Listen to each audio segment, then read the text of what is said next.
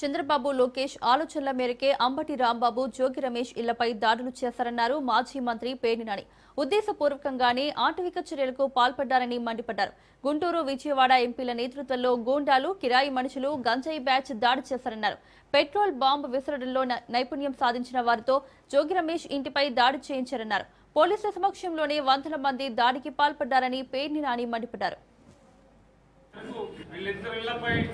ఆటవికంగా దాడి చేయడం అనేది ఒక ఆర్గనైజ్డ్ క్రైమ్ గా ఉద్దేశపూర్వకంగా ఇక్కడ ఎంపీని అక్కడ ఎంపీని ఇద్దరిని కూడా ఆదేశాలు ఇచ్చి ఆ ఎంపీల నేతృత్వంలో బహిరంగంగా వందల మంది తెలుగుదేశం పార్టీ కార్యకర్తల్ని, రౌడీల్ని, పార్టీ ముసుగులో గూండాల్ని, గంజాయి బ్యాచ్ ని దుర్మార్గంగా సమాజంలో ఎమ్మెల్యేగా, మంత్రిగా పనిచేసినటువంటి ఒక ప్రజానాయకుడికే ఈ రకమైనటువంటి పరిస్థితులు ఈ రాష్ట్రంలో ఉత్పన్నమవుతాయి.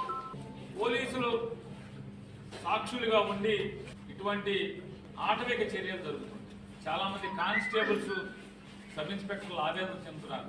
ఇవాళ ఎవడో మెప్పు కోసం, ఎవడో పోస్టింగ్ కోసం కొంతమంది రామకృష్ణ లాంటి అధికారులు లేదా రాజశేఖర్ బాబు లాంటి అధికారులు ఈ రకంగా ఇళ్ల మీద బరి తెగించి పట్టపగలు పెట్రోల్ బాంబులు వేసే